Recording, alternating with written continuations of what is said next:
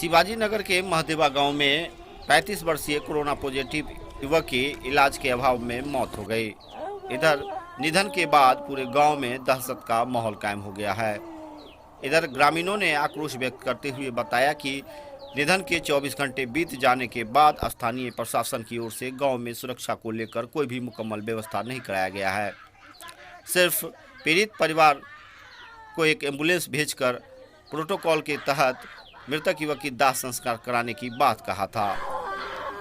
काफी देर फोन करने के बाद लगभग 6 घंटे के बाद एक एम्बुलेंस गांव पहुंची थी। साथ ही पीड़ित परिवार को 3 पीपी किट उपलब्ध कराया गया, जिसके बाद परिवार के लोग खुद पीपी किट पहनकर मृत युवक को कंधे पर ले जाकर एम्बुलेंस के सहारे नदी किनारे ले गए, जहां उनका दाह संस्कार किया। आप इस तस्वीर में देख सकते हैं कि किस कदर मृतक युवक के शव को परिवार के लोग कंधे पर लेकर एम्बुलेंस के सहारे नदी किनारे दाह संस्कार के लिए ले गए हैं।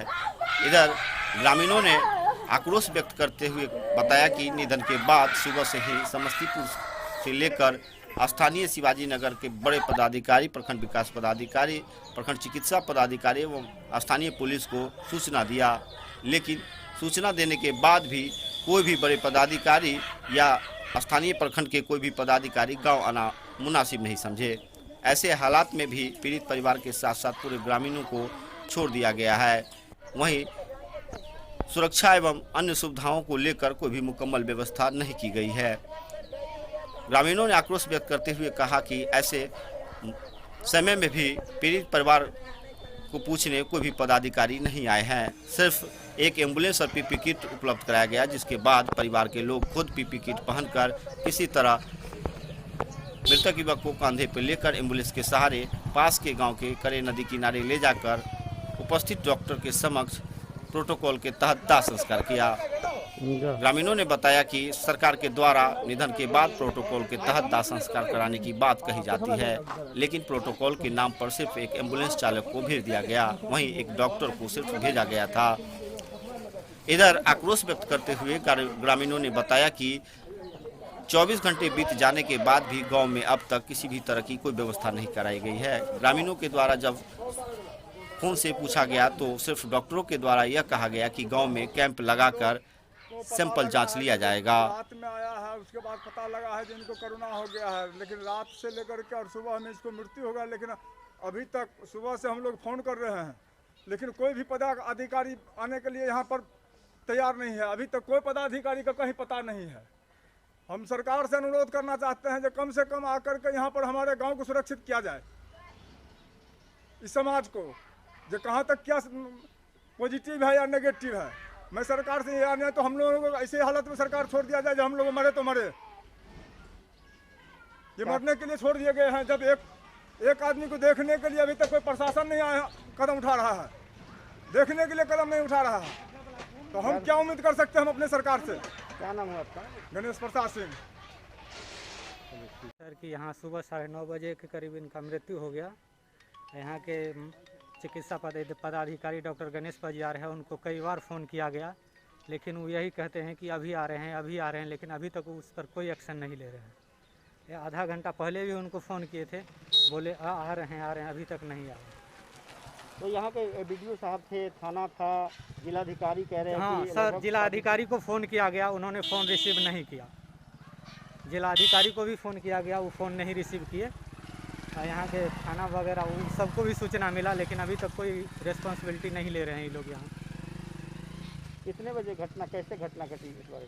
घटना सर इनका जो है कोरोना से मृत्यु हुआ, यही शिवाजी नगर PSC इसको कोरोना पॉजिटिव साबित किए और इस सुबह में जो है इनका मृत्यु हो गया। ये सब घटना यहाँ के चिकित्सा पदाधिकारी गणेश पजियार जी को बताया गया।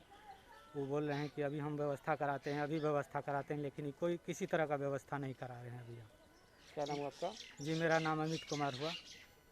वो कोरोना से जो मृत्यु हुई है वो बाहर से आए हुए थे और काफ़ी 1 महीने से बीमार थे और किसी तरह का उन्होंने ये बता रहे थे कि जो बाहर से आए हुए थे आसाम से और 1 महीने से बीमार थे और लोकल क्वैक से वो इलाज करवा रहे थे।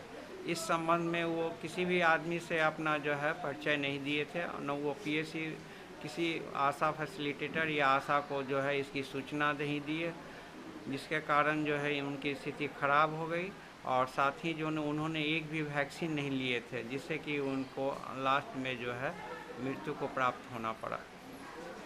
ऐसी भी जानकारी मिली थी कि कल रिपोर्ट जांच के बाद उन्हें रेफर किया गया था इस बार अच्छा। हाँ, रेफ़र किया गया था, लेकिन वो लोग जो है